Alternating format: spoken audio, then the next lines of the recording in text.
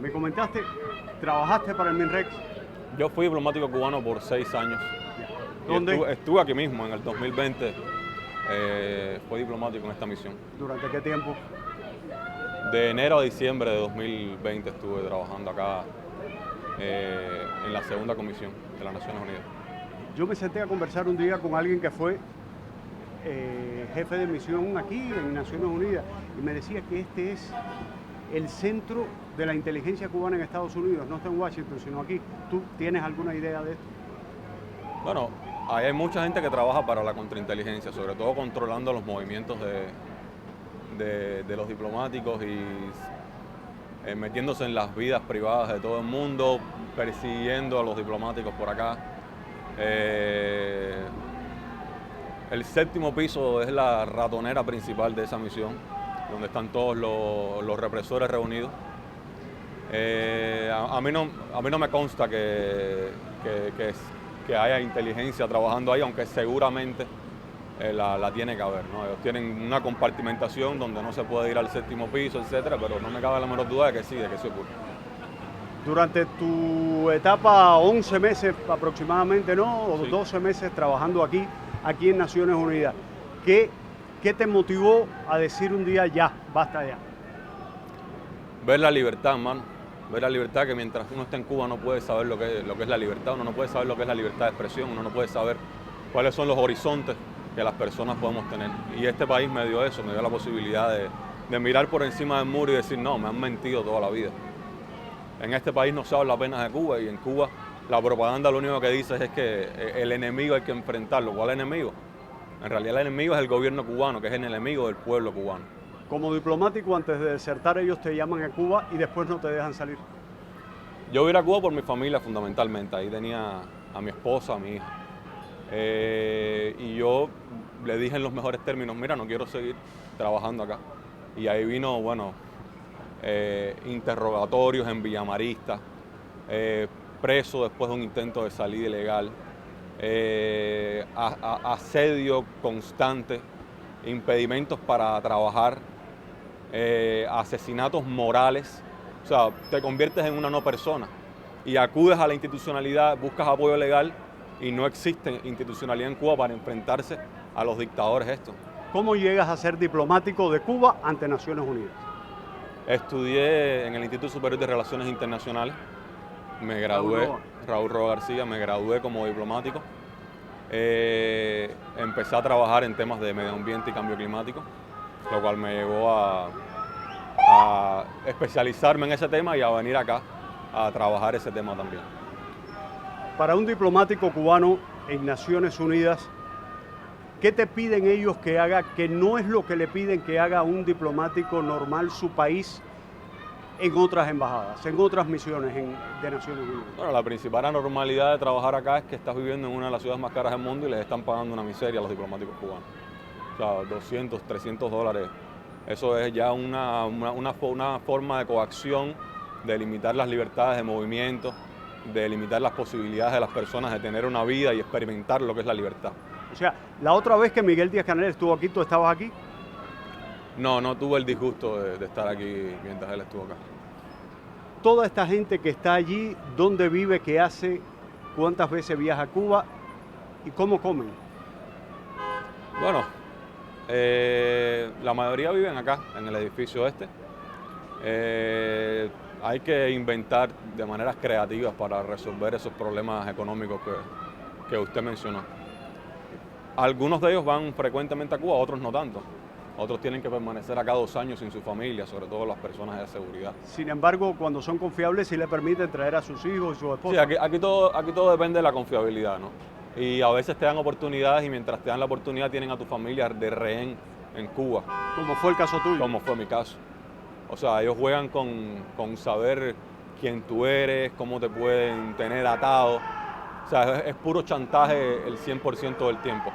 Y hoy, mira, hoy estaba acá en otra reunión que tiene que ver con mis estudios y no podía perder la oportunidad de gritarles en su cara que son unos dictadores. Es una pena que en Cuba cueste trabajo poder hacer ejercicio de la libertad de expresión, pero aquí es un lujo que tenemos que aprovechar.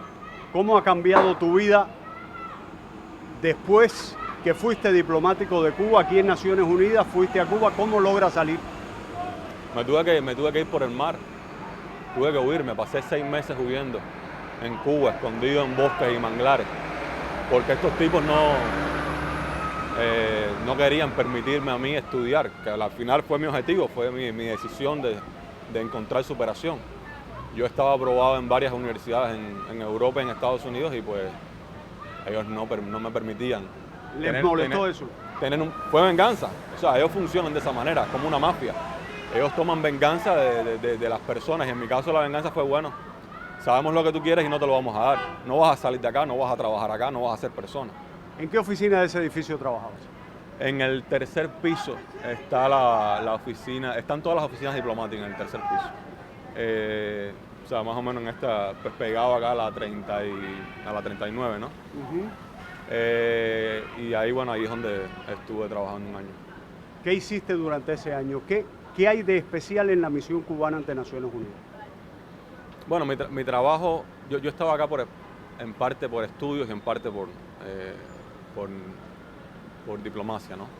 Era una beca de la Alianza de Pequeños Estados Insulares en Desarrollo y yo tenía que estudiar y a la vez representar en ONU a ese grupo de países y ante la segunda comisión a Cuba. Y debo decir que tuve la suerte de que fuera en materia de cambio climático y desarrollo sostenible y no tuve que hablar nunca ni de derechos humanos ni de otros asuntos. ¿Qué se comenta allí dentro cuando hay este tipo de manifestaciones aquí?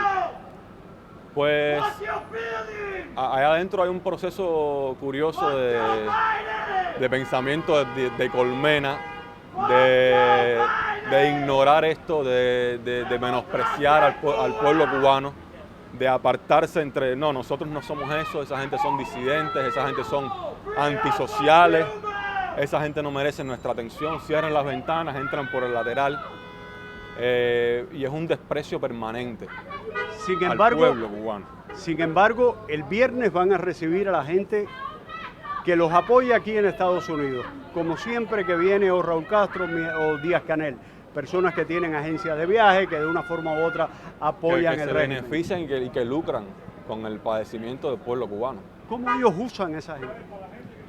Bueno, pues imagínate, no hay nada que pueda ocurrir en Cuba, no hay ninguna oportunidad de negocio que pueda ocurrir en Cuba que no pase por su aprobación. Y quien quiera lucrar, un cubanoamericano que quiera lucrar con Cuba, tiene que pasar por la aprobación de esta gente. Y dicho sea de paso, lucra con el dolor humano y el padecimiento del pueblo cubano. Como ser humano, en los pocos más de 30 años que tienes, ¿cuál ha sido el peor momento que tú recuerdes en tu vida y si tiene que ver con esto? No, por supuesto. Estuve en el pueblo de Cunagua, en Ciudad Ávila, intentando una salida ilegal. Y sabes, en Cuba todos son colaboradores, lo que nosotros llamamos chivatones.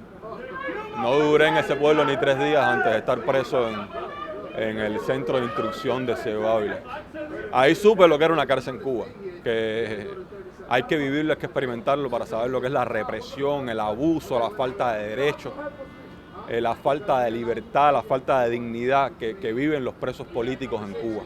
O sea, estamos hablando de habitaciones herméticamente cerradas, sin iluminación, sin ventanas, sin puertas, donde te dan acceso a caminar en un círculo si ellos quieren que tú puedas tomar un poquito de sol, donde la comida es desagradable, donde las libertades son nulas, donde estás a expensas de que un instructor te atienda cuando quiera, el tiempo que quiera. Es desesperante, juegan con la desesperación del pueblo cubano para chantajearlo, para chantajear al que cae en las redes. Cuando trabajabas como diplomático aquí para Cuba, ¿sabías eso también, lo de la falta de libertades? ¿O no lo sabías o tenías que fingir? En Cuba todos tenemos que fingir, lamentablemente. Te repito que tuve suerte de trabajar para cambio climático y desarrollo sostenible. O sea que yo todavía puedo decir que estaba luchando por el desarrollo sostenible del pueblo cubano o el enfrentamiento al cambio climático del pueblo cubano. Aunque dicho sea de paso, siento un cargo de conciencia por haber trabajado para esta gente, porque naturalmente nos usan a todos los cubanos que no tenemos otra posibilidad mientras estamos en esa isla para exponer nuestra verdad. Y luego hay un proceso de politización del que uno es víctima al igual que de una simetría del acceso a la información que ellos dominan y que uno no domina. Digo esto no sin sentir pesar. Hoy hubiera probablemente estudiado una carrera completamente diferente.